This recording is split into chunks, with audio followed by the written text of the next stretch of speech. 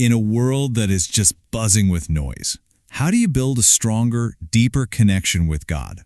It's a struggle we all face.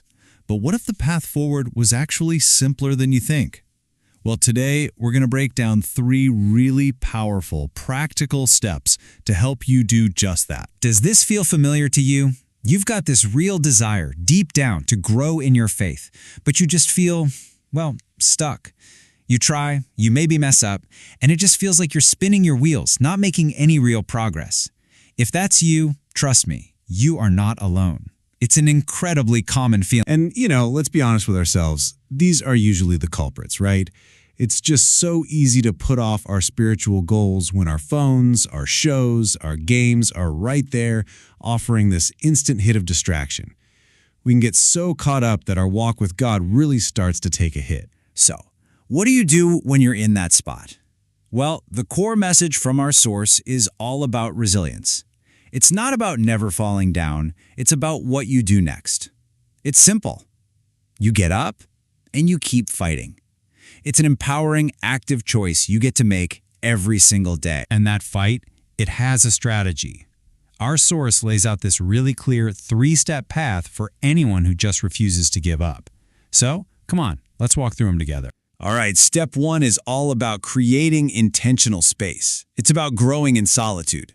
And what that really means is actively disconnecting from our endless list of responsibilities to make focused, dedicated time for prayer and just quiet reflection. Now, this whole idea is grounded in the example of Jesus. Think about it. Despite his absolutely chaotic schedule of teaching and healing, the Bible says he would often slip away to the wilderness to pray. That's a huge reminder. If he needed that focused time, how much more do we? So let's be really, really clear about what we mean by solitude here. This isn't just about being alone or, finding a quiet moment by accident. It is an intentional act, a conscious choice you make to unplug from everything else for the specific purpose of plugging into your relationship with God. The key here is to make it practical, not overwhelming. The source suggests starting incredibly small. Like, set a daily alarm for a 15-second prayer. Seriously, just to say thanks or ask for a little help. From there, you can build. Maybe a weekly walk where you pray, or a quiet morning coffee session is more your style. The goal isn't perfection. It's just building a consistent habit. And that same principle applies to spending time in the Bible. You've got to find what fits you. If you're a listener, try an audio Bible on your commute. If you love to write, maybe you'd get a ton of joy out of writing your own thoughts on a passage. Look, there's no one-size-fits-all method. The whole point is to find a creative, doable way that you can actually stick with. Okay, let's move on to our second step. And I'm going to be real with you, this one is tough. It's about growing through sacrifice. And that means actively giving up things that are holding you back or, frankly, just wasting your time. This whole concept is rooted in the idea of self-denial. The source points us to this verse from Luke, which says we must deny himself and take up his cross daily. Now, that's a powerful metaphor for the daily, conscious decision to let go of the stuff that gets in our way. Here's a critical distinction our source makes, and it's so important. A true sacrifice, it should cause some discomfort. If it's easy, it's not really a sacrifice, it's just convenience. Real sacrifice feels difficult. It has a tangible cost, because it means denying yourself something you actually want. So, what does that actually look like today? Well, it could be deactivating TikTok for a month. It could be limiting video games to just the weekend. Or, hey, it might be something way bigger, like finally ending a relationship that you know deep down is pulling you away from your spiritual goals. Ultimately, no one else can answer this for you. It's deeply, deeply personal. So the source recommends taking this question directly to God in prayer and just honestly asking, God, what do you think I should cut off? So after we've created space with solitude and cleared the way with sacrifice, we arrive at step 3, growing in service.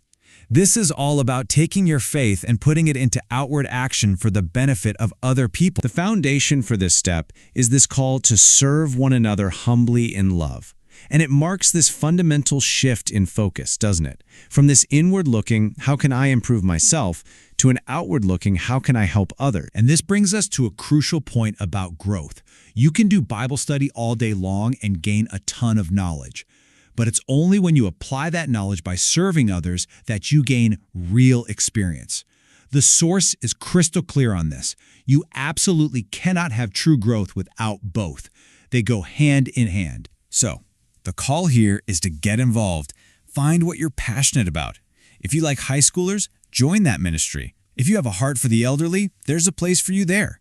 The source even jokes, if you like preschoolers, you're crazy, but maybe you can join a preschool ministry.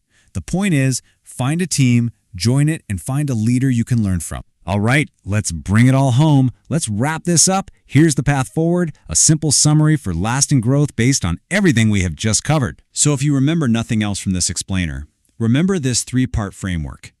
You grow in solitude with God, you grow through sacrifice for God, and you grow in service to others. And as you walk down this path, please remember this final piece of encouragement. Progress isn't always loud or obvious. A lot of times, growth is silent. Just because you don't feel some dramatic change every single day doesn't mean you aren't moving forward. So don't lose heart. Which leaves us with one last question. And it's not for me, it's for you. After seeing this whole breakdown, what is one small, tangible step you are going to take today to start this journey?